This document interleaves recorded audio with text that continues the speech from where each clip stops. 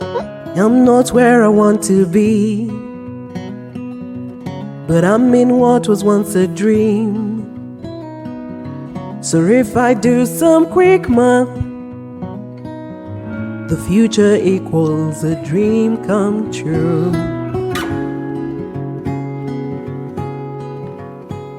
Since 1992, In All Honesty, a podcast by OLAVEORAWO.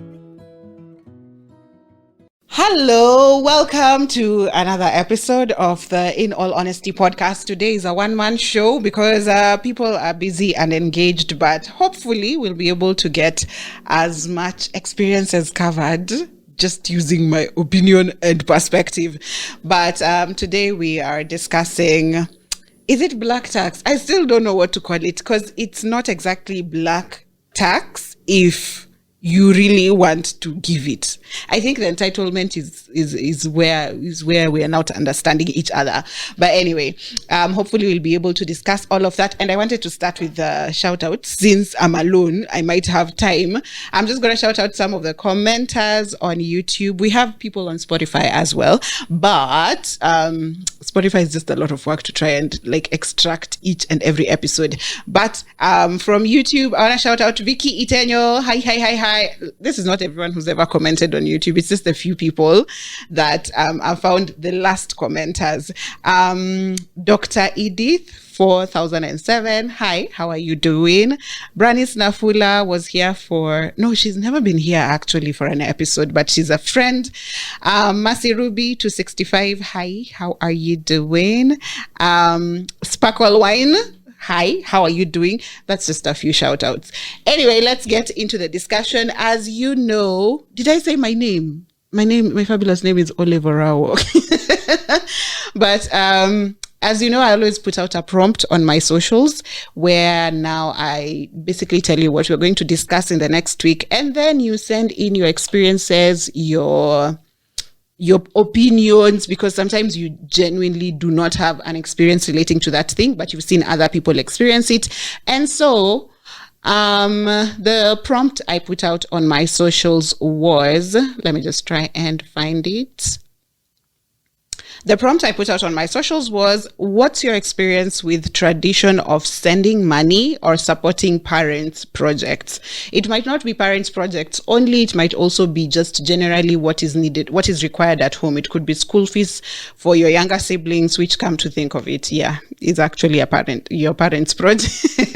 It's actually your parents' project. And I wanted us to start by defining black tax. So I got black tax, the definition of Wikipedia, and it says, black tax is a term that originated in South Africa, which refers to money that black workers, especially professionals and others with high income, give to their parents, siblings, or other family members, often out of obligation or a deeply ingrained sense of family responsibility. I'll continue to say it has been described as Ubuntu, which I completely disagree with, but okay. A philosophy that humans must live in sharing relationships with each other, but with an incapacitating twist for the black professional. A similar socially imposed obligation to care for parents and other family members in Latino culture is called the brown tax. So in the Latino culture, it's called the brown tax. I guess here in Africa, we're just calling it black tax. Why I struggle with the term black tax is because some people genuinely want to improve the quality of life for their parents and their siblings. And so it's not black tax per se, but then if it extends to relatives, then what happens? Anyways, let's get to the responses because that's what basically creates our talking points. The first person here asked, I'll remind you the prompt was, what's your experience with the tradition of sending money or supporting parents' projects? And the first response here says, kila mtu atengeneze legacy yake. People should stop stressing others. Hey, parents are like tufia kwa. Parents are turning in their graves. But legacy is also something that I really struggle with, and I don't know how to understand legacy. I think it's one of those words that have over time just been completely miscommunicated, misinterpreted, because what is legacy? And I think this idea of legacy is what serves into even deadbeats. You're out here siring children, and then you'll come back and claim them when you see they are successful because that's your legacy. But while building the legacy, you're not really there. CC, Diamond's father, Diamond Platinum's, that's just one example, and it's not an isolated example. There's so many situations where people literally abandon their kids, but then come back when they're successful and they're like, this is my legacy. And that's what they're trying to do. They're trying to spread as many seeds as possible and saying, that's my legacy, that's my legacy. And also something else that I've noticed with where men with podcasts who are out here and their content is just masculinity and femininity, they also keep describing legacy as children. Oh, women must have children because that's our legacy. That's our legacy. I don't think children is a legacy. Legacy, kila mtu anajitengezea. Everyone must create their own legacy. And if you look at it, even in the sense of having kids for legacy, that's a legacy that you need to create. Like, that legacy you need to live with the kids. That's you to create. A kid who's born, like if you're to have kids, let's say, and you want to create this legacy. Okay, sawa. This kid, if you ensure that you have just the right amount of kids that you can take care of to begin with, and then you have kids who are now brought up in abundance. A child who has been raised in a family with wealth are set up for success easily. Like they're predisposed to success more than a child who's grown up in poverty. So when you're talking about legacy, also consider that you raising kids, how you raise them is how you create a legacy. Or rather, even if you don't have kids, you can still create a legacy. Like, I think I saw this discussion somewhere and people were saying, when you think of Eliud Kipchoge, what are you thinking? Yeah. When you think of Usain Bolt, you're thinking of the fastest person in the world. Okay. Now let me ask you, can you name Eliud Kipchoge's son or daughter or even wife? Let's go there and don't say Mrs. Kipchoge. Can you, like, your legacy is tied to you. It's never someone else's responsibility. And even if it is, if you've decided that legacy is going to be with your kids, then you still need to work for it. Yeah, that's on legacy, and people should stop stressing others. People here is parents, okay? Please and thank you. Someone else said, bane of my existence. It is exhausting to be paying black tax or for people to be entitled to your money. First of all, as a child, even speaking for myself as a former child, which I still am, I didn't choose to be here. So we are here now. There's nothing I can do. I've decided, okay, fine. I'm going to be independent. I'm going to live my life. I'm going to try and hustle. I'm going to try and make a better future for myself. Since I'm here, I mean, I cannot just sulk in, I didn't consent to being here my whole life, right? So I've gotten there. I've decided, okay, fine. Let me try and see how I can exist in this world now that I'm here.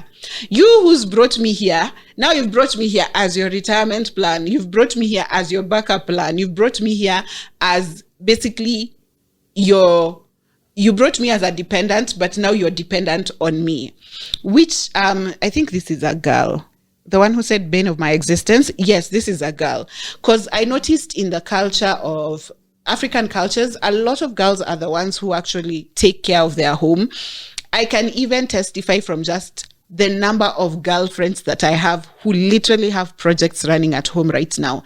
And what is even sad is that I've seen some of my friends who have held, is it postponing? Like they've postponed having kids or having a family of their own that they really want to, but because this money that I'm working for or whatever I'm working for that needs to serve my chosen family is money that's going to the family that I was given. So you find people holding out on their dreams just to serve a family that you didn't even choose. And when it's exhausting when it's things that they're in positions that they chose to be in, or rather they're choosing to be victims when they shouldn't be, in the sense that have you ever had these experiences of someone has been called Ati Ankwa Beza Panga? You've had such things. Now there's experiences where I've had some of my girlfriends being called, and they're like, okay, so your sister was sick or your brother was sick. We took him to hospital. Maybe he'd gotten burned. So they've dressed his wound. That was around 500 shillings. So we need 500 shillings. What do you mean you need your 500 shillings refunded for the child that you gave birth to? Now you've put that responsibility on me. And the fact that you already used the 500 shillings in the hospital, now you're calling me to refund. See, that means you had them.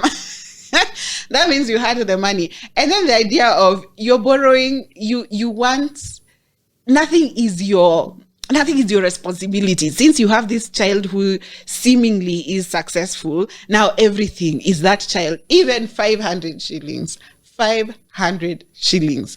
Some parents, their kids have opened businesses for them. They've run them down.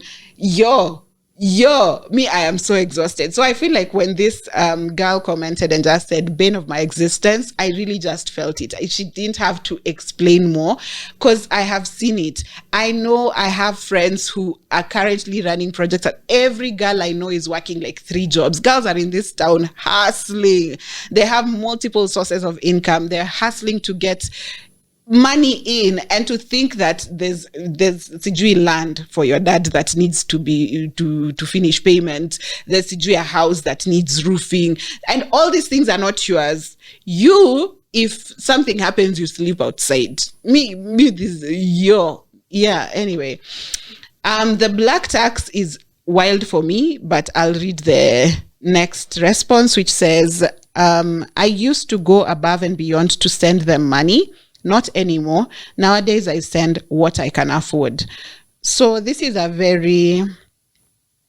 to come to this place in where you're like, I'm not going to go above and beyond, because this is a culture that has been ingrained in us. You're told you're supposed to grow up so that you support your parents. And in Africa, it's a thing. It's almost a tradition where children are basically parents' retirement plan. And what is sad is that, like you see in this situation where she says, these days I just send what I can afford, it means that you are overstretching yourself earlier on for people who could afford their life. It's not like if you don't send them that money, they die. They haven't died so far. On the days when you don't have, they have not died. So it's also I think it's a very toxic culture that we want to pass on, that money must be sent home at all cost. And even I had the same experience moving to the city in Nairobi. I remember, oh my goodness, I didn't even have a job at the time. So I was looking for gigs here and there.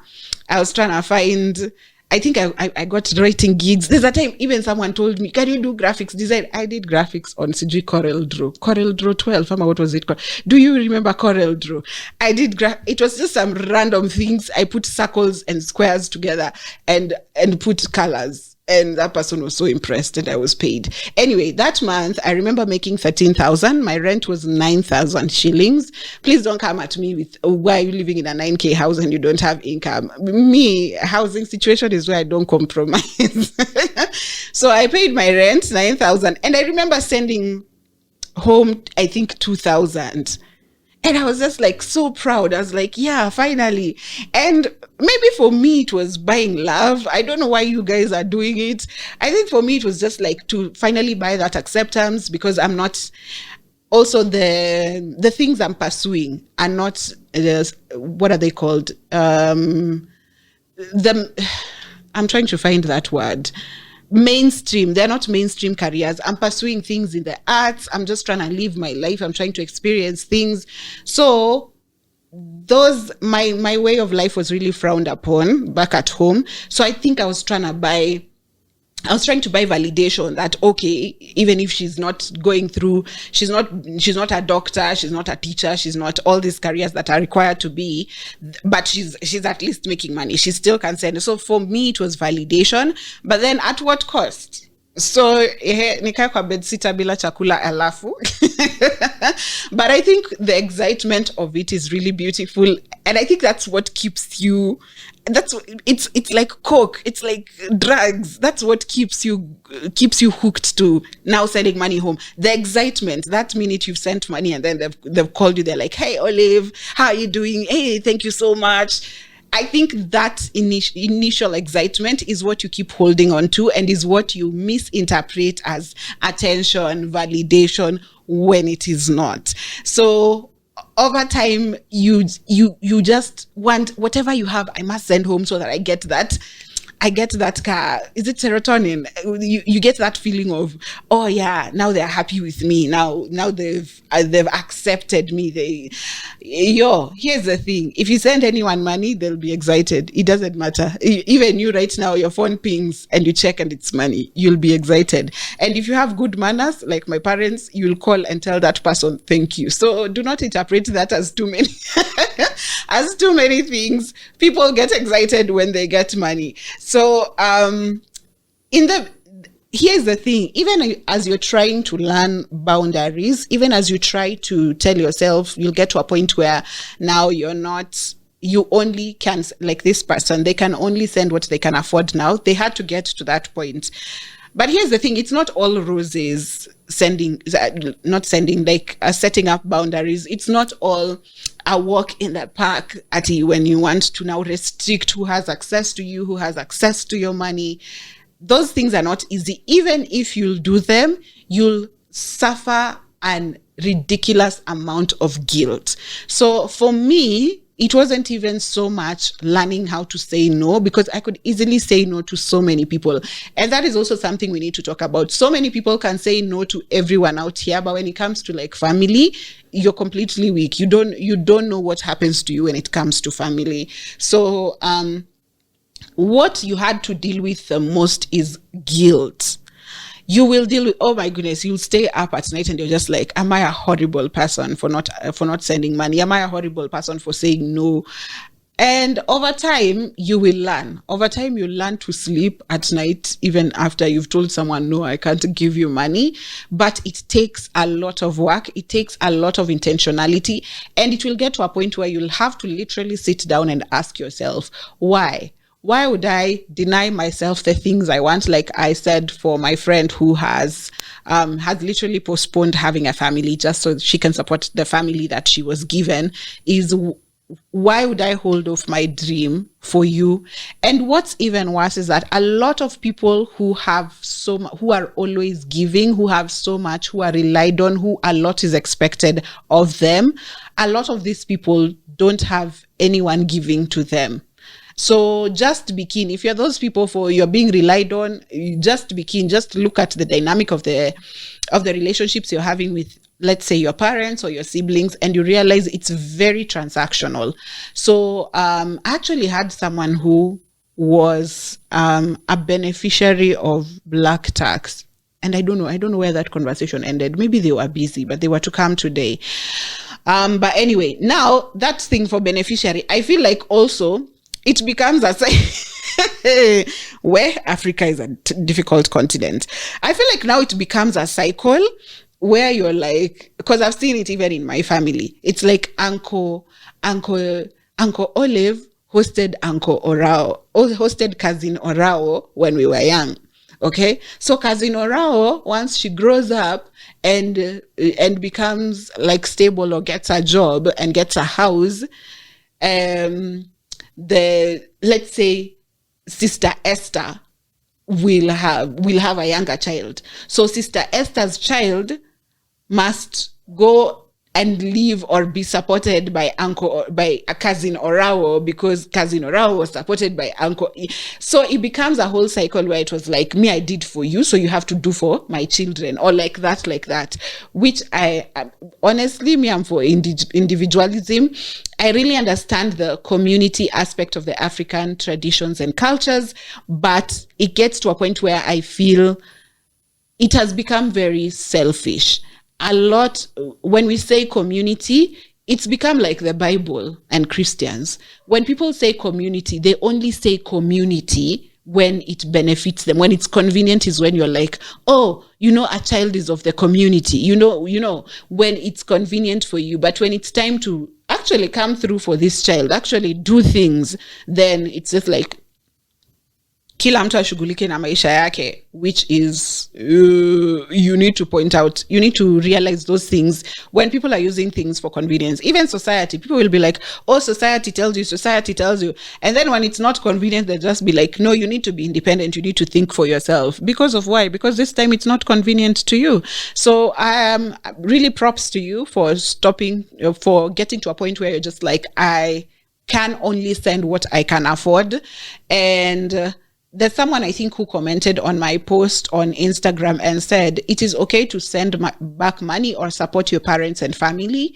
But if you find yourself having to move things around for you to do that, then it's not okay.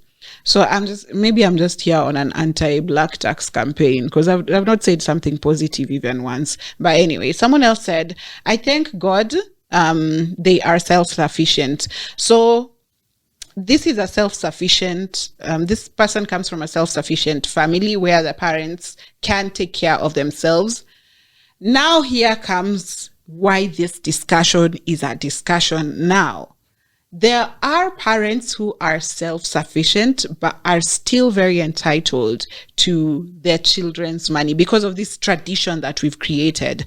And as I said in my prompt, there are people who grew up poor. And I understand. You get to a point where you're like, I want really to improve the quality of my life and that of my parents. And if you have the means, do so. And there are people who do that with, like, it's a project they've taken to heart and they want to and they love it. And that's okay. Just go ahead and do it. But when it gets to a point where, you remember the girl who said bane of my existence, when it gets to a point where you see your phone ringing and it's total annoyance. You're just annoyed because when it gets to the point where you feel like, I need to move into a smaller house so that my parents can buy their piece of land. Start asking yourself questions. It is okay to support for as long as you don't need to move the essentials around your life. If you've paid everything, you have some money left, you have something disposable. Maybe it was even supposed to be for your happy hour, and you feel like, okay, this one I can send home, that is fine. And also for me, I sort of established some of the things that I am willing to give my money to, and some of the things that I just won't give my money to. And I know some of them feel selfish, but I was just like, as you grow up, a lot more is expected of your money. You're supporting people, you're probably contributing to a charity. You have friends. What a lot of parents do not realize is that your kids grow up into independent entities. So this time, there is this time where my parents kept saying, oh, Olive, why are you so difficult when it comes to, what is it called? Like, contributing money for funerals. And I'm like, I really do understand. But on some days I'm stretched out, because what my parents need to understand is that I too am independent. I too have friends. I too have people in my life now who are not connected to my parents or my family, who are also going through things. I too have friends who are losing their parents and relatives, and I'm contributing to that. So when it gets to a point that you feel like, because your parents can't separate it, they only see you as a child forever, and it gets to a point where they're just like, but this is our friend, this is our family, and it gets to a point where you need to understand that that's your friend, that's your family. Most of these relatives or most of these friends that you speak of that you need me to come through for, they don't know me. They only know that you have 5 children and I'm one of them. They probably don't even know me individually. And for some of us, even me, I don't know that person. So you're only coming at me because it's your friend. So I was asking, what if I was to contribute from everyone in my life for everything that happened to people that I know, even people you don't know? Me, I just say, oh, my friend, this happened to my friend. She needs money for this. Okay. Can people give me money for this, my friend, who you don't know, you've never interacted with? So it's the same thing. Boundaries need to be set. You have to have some sort of structure, because you will realize as you grow older, your money really has a lot of use. And when P. Diddy, okay, we are quoting P. Diddy, but anyway, when P. Diddy said, the more money you make, the more problems, yeah? So it is real. The money, if you make more money, it's not yours. It's not for you to use. Someone else is going to use that money, and it won't be you. Someone else here said, this, I thank God, isn't an expectation my parents have of me, or maybe not yet. Maybe have you started making money? When you make money, you'll see. But a lot of times, I had someone on Facebook, I think, who commented and said, it's not their parent who's demanding money from them. I was surprised. I was actually surprised that relatives are actually entitled to other people's money, like aunties and uncles. Where are your sons and daughters you've come to borrow other people? That one took me aback. It was very wild for me. I didn't think about it. I know the regular here, you haven't brought mommy sugar. I know that one. But the idea of someone who's not my direct parent or a direct sibling just being entitled to my money is very, very wild to me. And also, even if it's siblings, I've seen situations where siblings are very entitled to their siblings' money. And please go and watch all the episodes we had in the series of siblings. We did lastborns, firstborns, only child, middleborns. Then you'll get to understand that it is very heavy on your sibling. I know that you grew up thinking this is your assistant parent, and therefore you just view them as that. But you need to start humanizing your siblings a lot. Create pacts within yourselves that should help you navigate this world better, and sometimes against your parents, because we are yet to have an episode of toxic parenthood. I won't say parents, but toxic parenthood, because sometimes, as much as parents can be, they don't intend to harm you. They do, due to some traits they have, just random characters, traditions that were passed down to them. So it's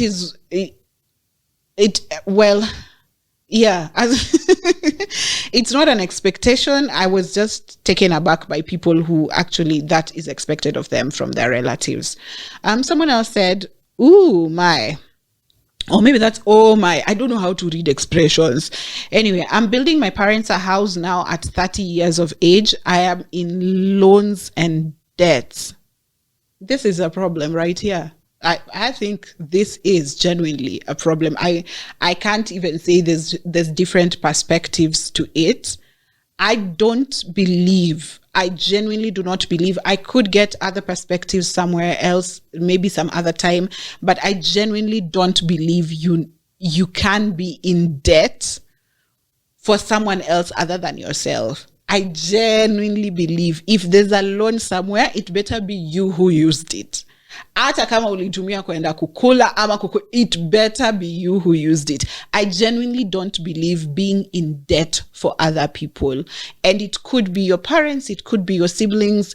I do not believe in going into debt for someone who's not yourself. For people in marriages, well, you can speak for yourself. I still don't believe it's worth it. But hey, that's wild. That's wild. And to think that by the time it's all done, your parents will have a home and you have nothing to go back to. If right now rubber meets road, shit hits the fan, do you have somewhere to go? And yet you are in debt. And sometimes you'll go back to that house that you built and you'll be treated in such a foul manner. What was the point? What was the point? Hey, my guys. Because also there's some sort of prestige that comes with, my daughter did this for me, my son did this for me. And so when it gets to a point where things are tight and you probably need to go back home, you might find your parents treat you a certain way because now it's shame. To them, it's shame. And we hope for better parenting in the future. I'm glad that I see parents right now who are very intentional about being self-sufficient and creating kids who have a critical thinking capacity, kids who are independent, kids who will stand for themselves, and therefore it will get to a point where they'll just be like, you're my child, I want you to go and thrive. Me, I'm making money for myself, I'm making money for my retirement. And it's really beautiful to see. I'm going to read an now mail that I got. Whoo. This person says, hey, Olive, sending out love to you and continue doing what you are doing. Thank you. On this week's prompt of black tax, just got a job some few months back. I have both parents. My mom is working and dad lost his job some few years back, but he has some rentals to sustain him. Just got my own place this month and I'm so happy about that. On black tax, my father is so entitled on my little money. On the little money I am earning in Nairobi. On the little money I am earning in Nairobi, just trying to make ends meet. I used to send him for the first 3 months into the job. Then I stopped because it was becoming a burden, and he would call me that I send him and he would return, but we all know African parents. Kiendacho kamganga. So I was saving up to move out, and he still had the audacity to tell me to go into my savings. I sent him just because he is so generous with his money. Just because he's so generous with his money when he gets money from rentals. From the rentals, part of it will finance some loan and the other will be for sending to his siblings or helping his siblings out. This time I just told him I am also trying to survive. So props to you for actually just standing up to your dad and telling him as is. Atafute mwingine. But also, again, that point has come up. He says he's entitled to your money because when his comes, he's generous. But when his comes, that generosity does not apply to you. You just keep saying, I'm generous, but you're generous to everyone else but me. So the money that comes in goes to your siblings. You're supporting your siblings with it. And then you come and tell me you want to guilt trip me with, you need my money because you've seen me being generous with mine. I mean, but parents can be wild. And to think that they don't care for you, I genuinely believe, and this is me, I'm sorry, I have so much against men. This I feel is more men than women. I genuinely believe men don't like their children because people you like, you root for. People you like, you care for. People you like, you want to see them thrive. You want to see them invest. You want to see their future bright. To think that your child has gotten their first job they ever could get, and all you think about is, oh, now I have some extra money. Oh, I have some extra money. Instead of thinking, oh, now she can learn how to manage her finances. Now she can go live by herself and see how life is. You're just thinking, no, I need this. And the idea of asking you to go into your savings, it's as good as parents asking their children to take loans for them. And I honestly, your is wild to me. But I would like to hear your opinions, your experiences, because I just have the experience of self-sufficient parents, but then I was struggling with the tradition of you have to send money back home no matter what. You have to send money back home no matter what. And I just got to a point and I was like, imagine me, I won't die. And I actually went to the other extreme. I didn't become someone who was like, okay, I need to foot my bills and then send money. I just got to a point where it was me first. I embraced selfishness it was wild. I am very selfish right now. If I have money for drinks, I will go and take drinks. I don't know what sort of emergency you're having. I will go and take drinks. Because I also got to a point and realized on days when I genuinely could not get that money, because I've had an experience where I was called And it was like, oh, we need this money for this medical bill and all that. And I went and worked and I took loans for that medical bill, and I sent the money. And when the money was used, but then no one ever reached out to check whether I was fine after that. So I just went the next few months trying to pay back my debt, of which I paid it back in full. But then later on, I learned that this medical bill that I was taking loans for was actually taken care of by insurance. Apparently, there was something, what is it called? There was an appeal to the insurance company, and they were like this and this and that. And actually the full bill was taken care of by the insurance company. And so I was like, yo, mimi ningekatwa shingo hii Nairobi juu ya deni na kumbe insurance. And the fact that that information was also never relayed to me, even after insurance paid the bill, was really wild to me. So then I realized you will cut parts of yourself off just so that other people can live or survive. And they wouldn't jump a paddle for you. Even just a call to tell you, oh, Olive, that bill was actually taken care of by insurance. I didn't even need the money back. I just needed that information. To think that people can go about their life, not think about you, but when they need something, you have to basically, I don't know, you are swimming oceans for people out here. You're bending over backwards and you still can't do a backflip.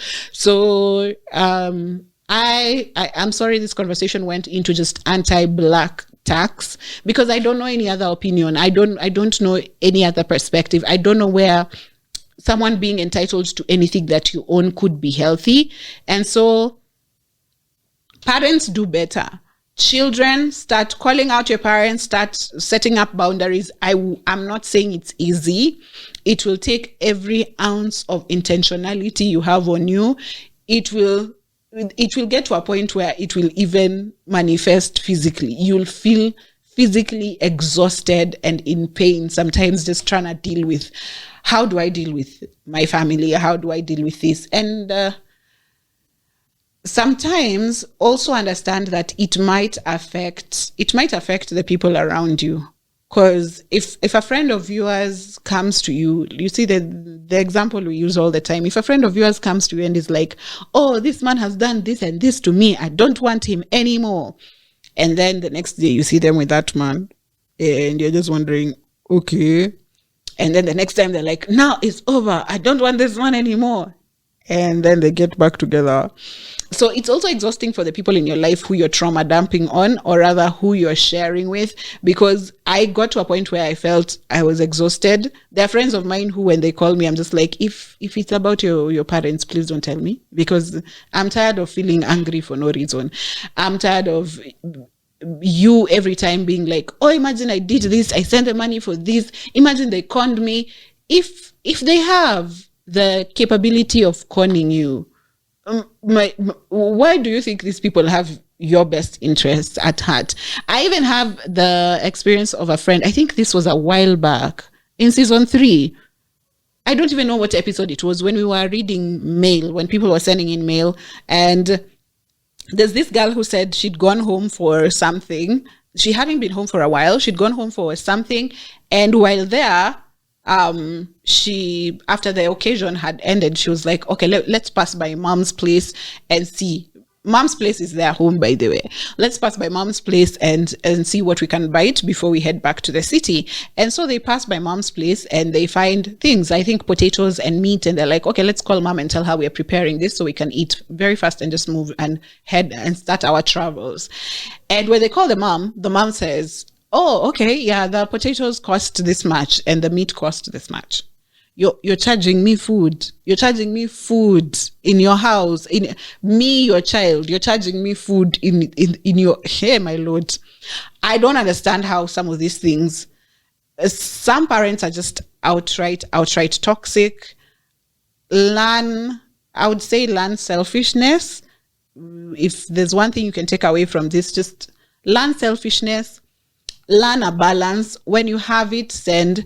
if that is a project that you've set for yourself, I am not talking about healthy families, but I'm not talking about people who have the intention of creating, like making their parents' life better. If you have the money, if you've worked hard, if you've put it as a project, I'm going to build a house for mom, and you have a project and you have money coming in and you even have a particular source of income that is supposed to fund that project. You're just like, okay, this week, this money is coming in. We're going to buy iron sheets. This week, this money is coming in. We're going to buy cement. That is okay. I'm not asking you. If you feel like you've taken up your sister, there are people who've taken up their younger siblings. They've adopted them as their own children and are taking care of their fees. They're paying everything for them. And they're just taking them as their own children. That is also fine. I'm not telling you to stop that. I'm not telling you to start looking at the books and balancing books and asking, okay, I owe you this much is owed to me. No, if you're doing it out of the willingness of your heart and it genuinely makes you happy and you really, that's something that you want to do, please do it. We are only addressing people who feel like it's become a burden. You're carrying it and it's a burden. Your parents are entitled to it. It's gotten to a point you will be insulted or you will be disrespected, or rumors will run round around you. Rumors will run round because you refuse to give a certain amount of money. You refuse to create a certain what is it called? You refuse to make a certain contribution towards a particular project. So just be very careful with people who want to take from you. It is very sad that sometimes it's your family. And in this case, I mean, they go to the same category as everyone else that you have cancelled, you have blocked. It's very easy for you to block people outside there. Yeah, so just extend the privilege to your family members as well. But anyway, I hope that basically is able to cover my perspective on black tax and whether it's a parental right to have money from your kids. It's, for me, I hope to have this discussion later with varied perspectives, but for me, it will never be a parental right for your parents to harass you or your parents to take things from you. I don't think it works. I believe, if there's one thing I believe, is that parenthood is one way. Parenthood is one way. You, as a parent who decided to have a child, give and make sure you set up your child for success. Make sure your children are happy. Make sure your children are provided for. You give. The other way around is by choice. If your child decides to give back, fine. If your child decides to bless you, fine. If your child decides, okay, I'm going to do this for my mom and my dad and my siblings, fine. But if there's one thing that I don't believe you have a right to, is demanding anything of your children. Anything you do for them is what is required of you, and the children are not required to do anything back for you. That is my perspective. I know it's a bit controversial, but I guess this gives you something to just think about until the next time we have this discussion again, maybe in season 5. Then we'll have a lot more varied perspectives and we can dig through it better. But I hope I covered enough of our experiences. I hope you felt seen. I hope some of the examples that I've shared here have resonated with your experience and you feel, okay, I'm going to do this. I'm going to set boundaries and I am going to say no, and I'm going to work on my guilt. And I'm wishing you all the best. I'm at a better place now where I genuinely don't feel guilty. Probably after this, I'm going to have drinks with money that I should have contributed for something, but this has been the In All Honesty podcast, the episode on is it black tax or parental rights? And my fabulous name is OLAVEORAWO. Until next week, bye. Next on the In All Honesty podcast. I thought by now I'd be done with the family unit, but we are not. Let's get into traits of toxic parents, or rather parents who have toxic traits.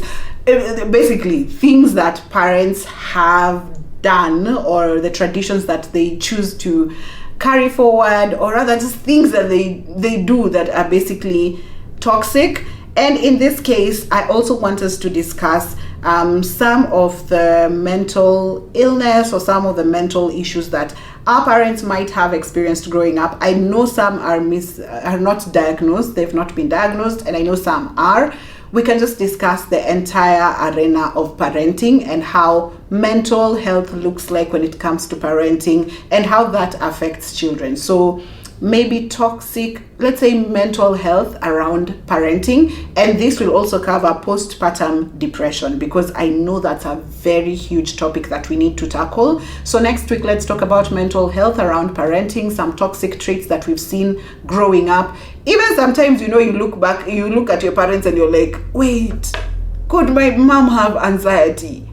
Wait, my father is displaying symptoms of bipolar, and for them it wasn't a culture, so it was never diagnosed. It's not something they ever thought about. Therapy is not a thing for them. So let's just come and talk about some of the things that we think could have been mental complications for our parents, or rather what are some of the mental health situations that are linked to parenting, and we'll be able to discuss that. Hopefully, please come forward. If you see this prompt and you want to be part of the discussion, please do reach out to me and I'll give you directions. We always shoot on Saturdays, I think in the morning. Saturdays at Lavington in the morning, so you have an idea of that. Reach out to me, and you can still always share your opinions and your stories through my DMs at OLAVEORAWO, and you can send your story through my email as well at olaveorawo@gmail.com. Bye. Do you hear that? Would you lend me some coins, please?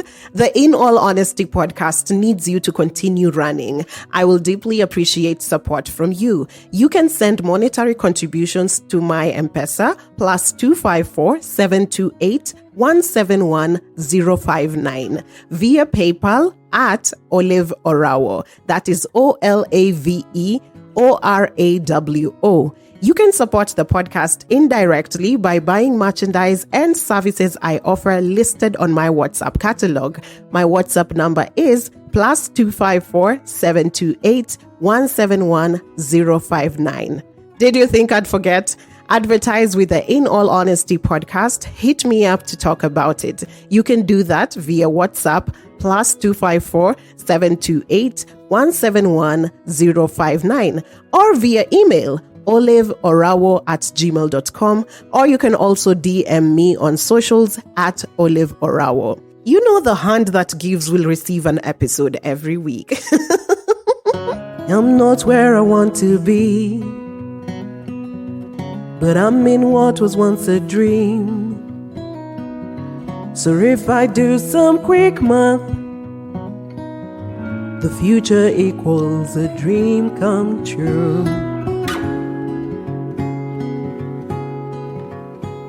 Since 1992, In All Honesty, a podcast by OLAVEORAWO.